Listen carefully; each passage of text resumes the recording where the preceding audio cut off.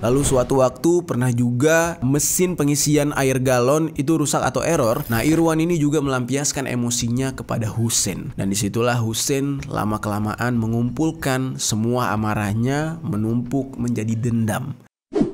Yo geng, tekan tombol subscribe geng. Hey yo, what's good? Welcome back to Kamar Jerry.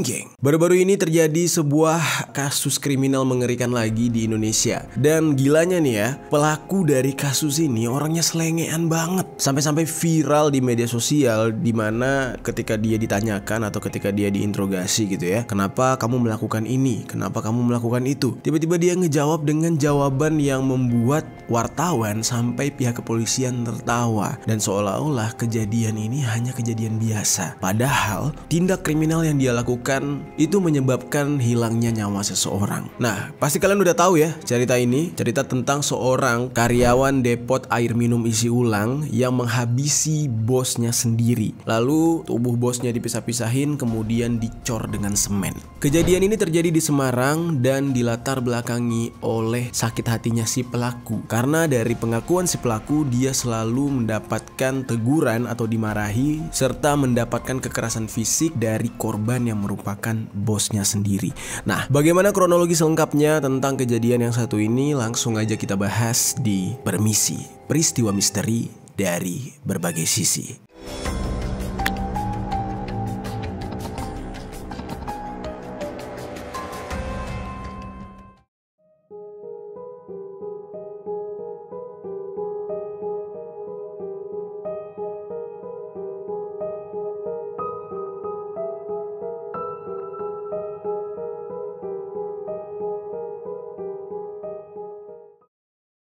Seperti biasa, sebelum kita bahas bagaimana kronologinya, kita bahas dulu siapa saja orang-orang yang terlibat di dalam kasus ini.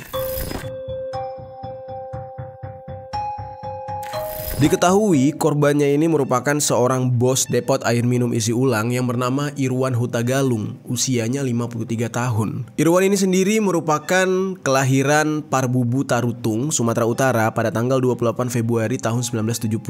Tidak ada informasi yang valid kapan pertama kali Irwan ini pindah ke Semarang dan menetap di sana, tetapi yang jelas dia ini tinggal di perumahan Bukit Agung RT 003 RW 004 Kecamatan Banyumanik, Semarang. Selama tinggal di Semarang, Irwan ini memang sudah lama berniat untuk membuka usaha galon atau isi ulang air. Nah, dia menyewa sebuah kontrakan yang ada di Jalan Mula Warman dan dia sudah menyewa di tempat itu selama 2 tahun lebih. Ya, kurang lebih bulan Desember nanti itu genap 3 tahun. Di sini ada sumber informasi yang mengatakan kalau secara karakter dan kepribadian, Irwan si korban alias si bos ini itu memiliki karakter yang galak katanya. Nah, tetapi kalau gue perhatikan ya, kita bisa lihat aja dari statusnya dia atau backgroundnya dia sebagai orang Sumatera Utara, orang Medan, orang Batak atau orang Karo gitu ya. Tidak bermaksud mengarah ke negatif, tetapi memang orang Sumatera Utara ini kan keras-keras ya dari nada bicara maksudnya. Secara karakter, hati dan sikapnya ya kembali lagi mereka hanya manusia biasa. Tetapi memang cara bicaranya, nadanya tinggi, suaranya besar gitu ya. Kalau berbicara tuh kayak apa-apa tuh heboh begitu. Dan itu adalah sebuah kewajaran gitu ya kalau kita bertemu dengan orang Sumatera Utara, karena memang ya kebiasaan di Sumatera Utara sana seperti itu. Nah, mungkin yang dimaksud dengan karakter galak si korban ini ya karena dia orang Sumatera Utara.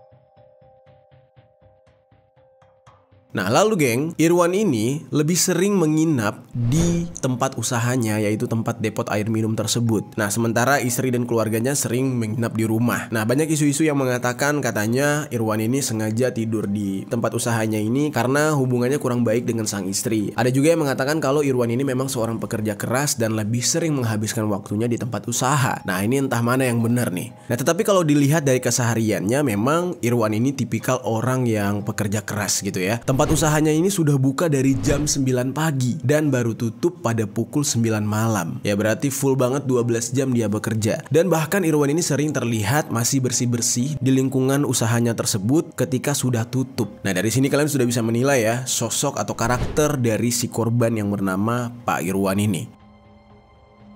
Nah, sekarang kita bahas tentang profil si pelaku.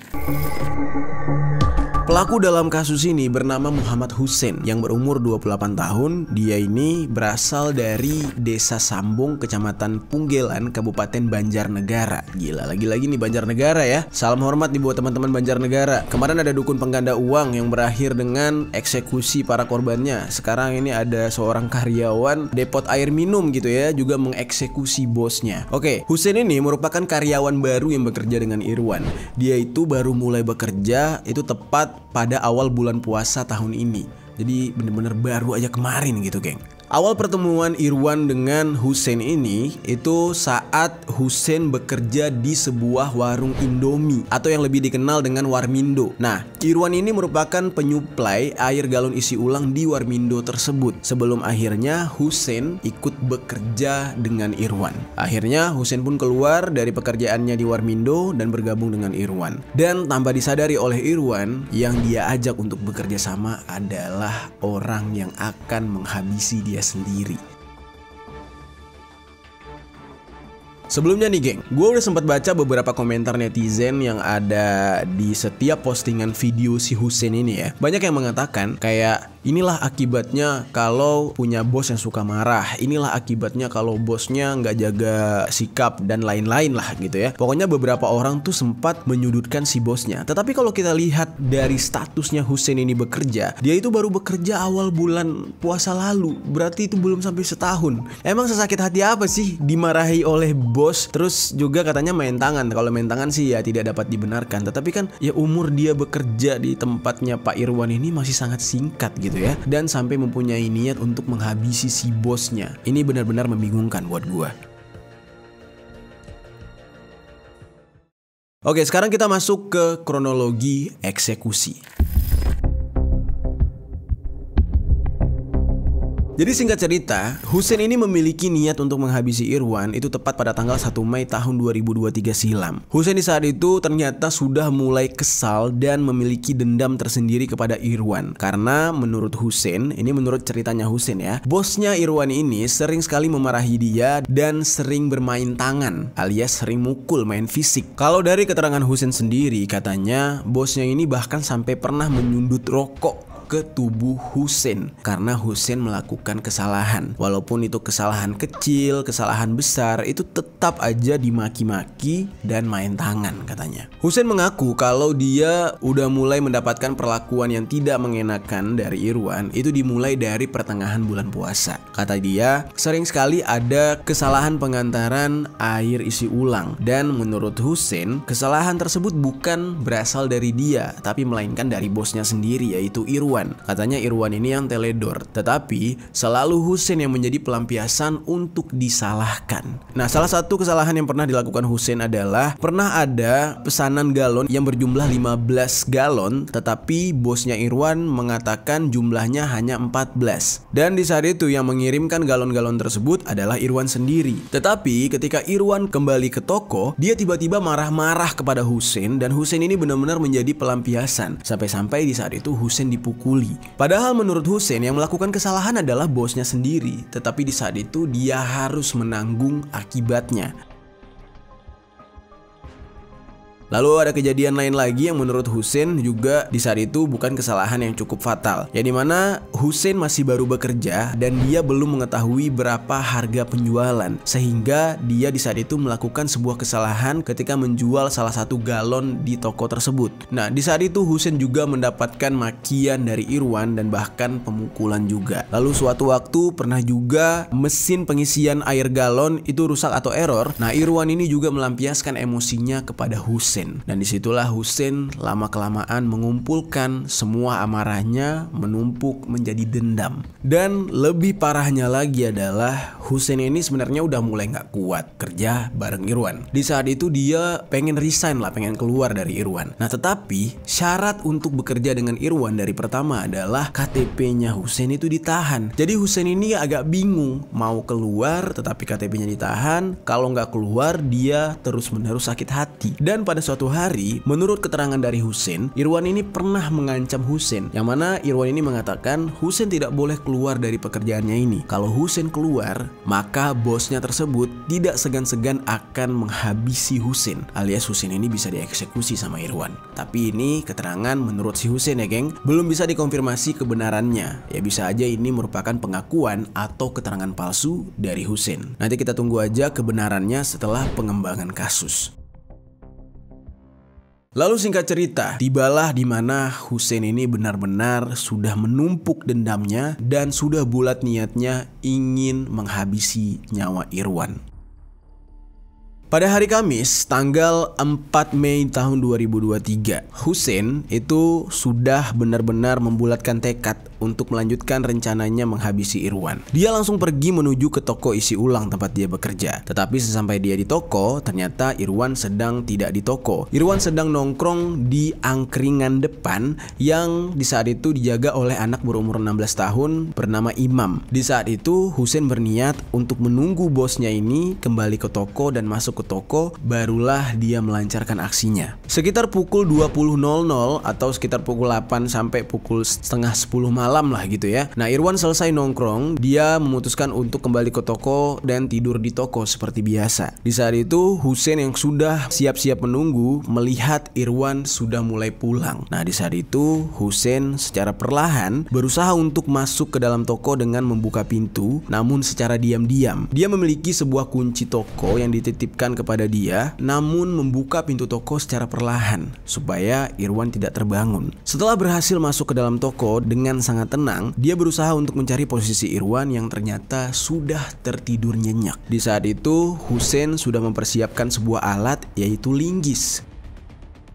Husein langsung mengendap-endap mendekati Irwan yang sedang tertidur. Lalu tanpa belas kasih, Irwan yang masih tertidur nyenyak ini ditikam secara berkali-kali oleh Husein menggunakan linggis yang sudah dia bawa. Bagian yang pertama kali dia tikam atau dia tusuk dengan linggis itu bagian pipi sebelah kanan. Nah, setelah pipi sebelah kanan Irwan dia tikam, lanjut dia tikam lagi ke pipi sebelah kiri. Di saat itu Irwan terbangun dan dia berteriak kesakitan. Namun Irwan tidak memiliki tenaga untuk melawan karena linggis yang dibawa oleh Husein ini benar-benar menancap dalam di wajah Irwan. Nah, lalu dia menganiaya Irwan berkali-kali hingga Irwan ini tergeletak di lantai tidak berdaya. Nah, selesai melakukan aksinya, tidak diketahui nih Irwan ini sudah tewas apa belum. Tapi yang jelas dia tidak sadarkan diri di saat itu. Langsung Husein ini keluar dari toko dengan sangat santai dan terlihatlah gitu ya di tubuhnya itu ada beberapa bercak cairan merah yang berasal dari tubuh Irwan. Namun dia cuek aja. Dia menuju ke angkringan depan toko tempat Irwan sebelumnya nongkrong. Nah, di saat itu Husein nongkrong di sana, sempat santai-santai dan ngobrol dengan si penjaga angkringan yaitu anak berumur 16 tahun bernama Imam. Di saat itu entah apa yang ada di pikiran Husein, dia sambil makan minum dengan santai setelah mengeksekusi Irwan. Nah, tiba-tiba dia menceritakan apa yang dia lakukan ini kepada Imam. Di saat itu Imam yang mendengarkan cerita dari Husein ini tidak terlalu menanggapi. Husein juga cuek banget, dia seolah-olah menceritakan hal itu dengan sangat tenang seperti kejadian yang biasa-biasa aja. Lalu setelah beberapa saat nongkrong, dia pun kembali ke toko. Tepat pada pukul 4 dini hari atau 4 pagi. Hari itu merupakan hari Jumat tanggal 5 Mei tahun 2023. Husein kembali ke toko dan melihat Irwan yang ternyata masih hidup. Di saat itu dia kembali mengeksekusi Irwan. Nah, eksekusi ini dia lakukan di ruang tengah.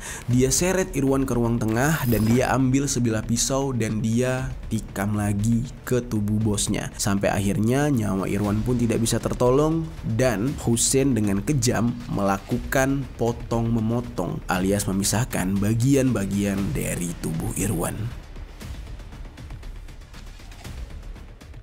Proses dia memisahkan bagian tubuh dari Irwan itu dimulai dari memotong bagian leher ke atas, lalu dilanjutkan dengan memotong tangan bagian kanan, baru setelah itu diakhiri dengan tangan sebelah kiri.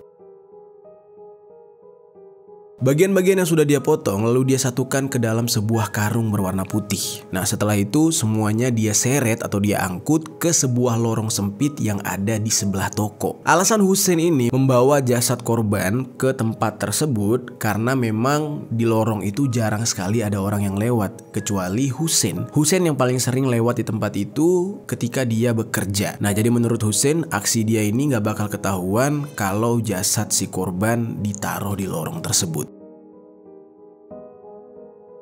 Terdapat alasan tersendiri nih geng ya, kenapa Hussein ini hanya memotong bagian leher terus bagian tangan. Menurut Hussein, dia memiliki filosofi sendiri memilih bagian itu. Jadi kenapa dia potong bagian leher ke atas? Itu karena dia kecewa dengan sikap dari Irwan. Yang menurut Hussein, pertama kali dia kenal dengan Irwan ini sangat baik. Tetapi setelah lama kenal, justru sifat aslinya Irwan itu terlihat. Dia suka memarahi dan pikirannya yang selalu ingin memarahi Hussein setiap harinya. Nah disitulah Hussein memilih bagian leher ke atas. Sementara kenapa bagian tangan dipotong? Karena menurut Hussein, tangan tersebut pernah menyakiti tubuh Hussein alias pernah bermain fisik.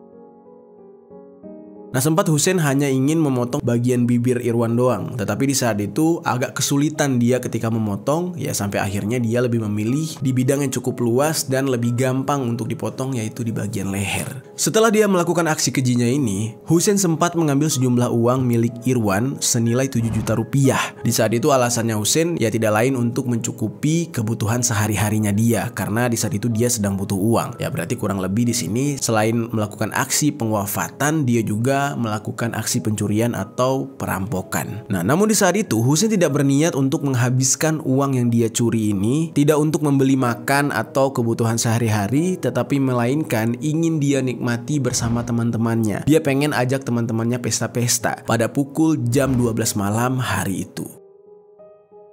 Di saat itu teman-temannya Hussein tidak sedang berada di tempat, yang ada di lokasi hanyalah si penjaga angkringan, yaitu si Imam. Di saat itulah Hussein langsung mengajak Imam untuk bersenang-senang menghabiskan uang yang dia curi. Mereka di saat itu makan-makan, minum-minum, beli rokok, dan sampai menyewa cewek-cewek open BO dari aplikasi. Nah di saat itu mereka menghabiskan sekitar 300.000 rupiah hanya untuk menyewa wanita-wanita bayaran tersebut. Nah lalu tidak hanya uang, Hussein juga melihat motor Irwan terparkir di toko, yaitu motor jenis Yamaha Bison alias motor gede lah gitu ya. Nah lalu motor itu juga raib diambil oleh Hussein.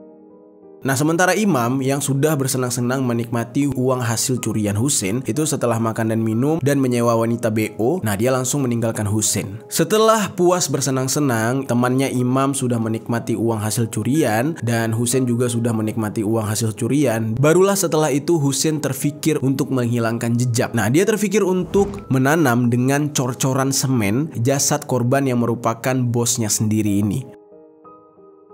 Menurut pengakuan Hussein sendiri, pasir dan semen yang dia gunakan untuk mengecor jasad korban itu dia ambil dari rumah si korban katanya. Dan Hussein juga sempat mengambil beberapa peralatan yang dia butuhkan. Di saat itu dia mengikat kaki Irwan menggunakan tali rafia. Nah lalu di atas badannya Irwan dia meletakkan sebuah bantal, pisau dan juga karung yang berisi potongan kepala serta tangannya Irwan. Setelah semuanya rapi, barulah tubuh Irwan ini dicor menggunakan semen. Semua bagian tubuh itu dicor kecuali bagian kaki. Karung yang berisi bagian kepala dan tangan itu hanya dilumuri dengan semen serta pasir karena celah tempat dia mengecor jasad tersebut terlalu kecil gitu ya, tidak bisa masuk ke dalam.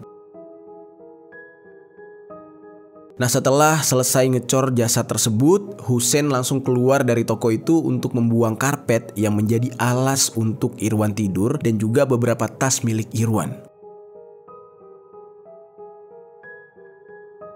Setelah merasa aman dan semua sudah dia hilangkan jejaknya, tiba-tiba dia berniat untuk pulang ke kampung halamannya di Banjarnegara. Dan di saat itu akhirnya dia packing, mempersiapkan semua barang-barangnya untuk pulang ke Banjarnegara. Nah di toko Irwan tersebut tidak hanya Hussein yang menjadi karyawan. Ada satu karyawan lain yang bernama Yuli, yang kebetulan di hari itu tidak masuk kerja. Hussein ini berniat untuk menitipkan kunci toko kepada Yuli. Sekaligus dia mau berpamitan untuk pulang kampung. Nah lalu dia ketemulah sama Yuli nih geng. Pada awalnya Yuli ini nggak menaruh curiga apapun kepada Hussein. Dan di saat itu Hussein pun berpamitan langsung melanjutkan perjalanannya menuju ke Banjarnegara pada Sabtu malam sehabis Isya menggunakan motor milik bosnya ini atau milik korban.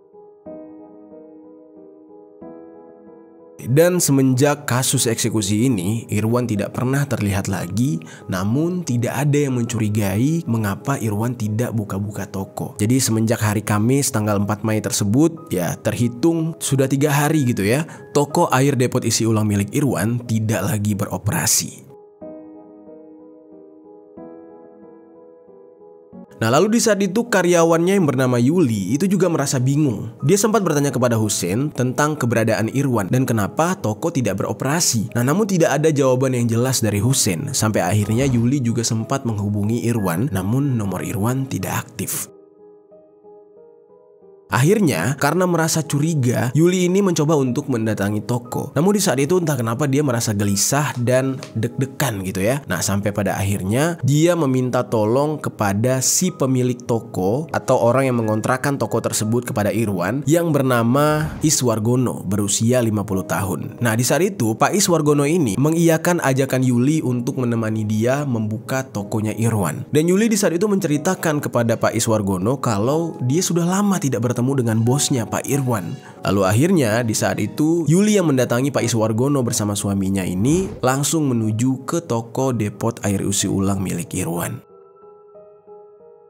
Sesampainya di sana, mereka mencoba untuk membuka pintu toko menggunakan kunci yang sudah dititipkan oleh Hussein. Setelah masuk ke dalam toko, tiba-tiba terciumlah aroma yang benar-benar tidak sedap. Baunya tuh aneh gitu. Dan di saat itu Pak Iswargono ini langsung merasa curiga. Ini kayaknya terjadi apa-apa dengan Irwan di dalam toko ini. Nah langsung Pak Iswargono ini mengatakan kepada Yuli kalau lebih baik kita jangan masuk sampai ke dalam. Kita laporkan dulu kejadian ini ke pihak yang berwenang. Nah di saat itu mereka langsung menghubungi pihak kepolisian untuk mengecek lokasi tersebut. Nah lalu akhirnya pihak kepolisian pun mendatangi lokasi. Di saat itu Pak Iswargono bersama Yuli serta suaminya mempersilahkan pihak kepolisian untuk membuka pintu toko. Ketika pintu toko ini dibuka, di situ pihak kepolisian kaget banget. Bau tidak sedap ini seperti bau bangkai. Dan pihak kepolisian langsung masuk lalu menyisiri sudut demi sudut ruangan di dalam toko tersebut. Akhirnya pihak kepolisian menemukan nih sumber bau tak sedap itu. Mereka menuju ke sebuah sisi bangunan yang terletak di sebelah kanan bangunan toko tersebut yang merupakan sebuah celah sempit yang sangat jarang dilewati oleh orang. Dan di saat itu betapa kagetnya pihak kepolisian, ternyata mereka menemukan ada sepasang kaki manusia yang menjulur keluar dari dalam cor-coran semen. Jadi bentuknya itu kayak apa ya? Kayak semen yang udah dirapihin gitu ya. Tetapi tiba-tiba ada dua kaki yang keluar seolah-olah itu kayak karya patung gitu loh. Kayak ukiran patung. Tapi itu jelas banget adalah kaki manusia yang sudah mulai membusuk. Akhirnya tanpa berlama-lama pihak kepolisian langsung berinisiatif untuk membongkar cor-coran tersebut. Dan begitu cor-coran ini digali, dibongkar, akhirnya ditemukanlah organ-organ tubuh manusia lainnya yang terdapat di dalam cor-coran itu. Nah organ-organ ini sudah terpotong-potong geng. Tubuh jasad yang ditemukan telah terpotong 4 dan seluruh potongannya sudah dibungkus menjadi satu menggunakan karung berwarna putih. Barulah setelah itu jasad tersebut diidentifikasi dan diketahui bahwa jasad tersebut merupakan jenazah dari Irwan Hutagalung, sang pemilik usaha depot air minum isi ulang.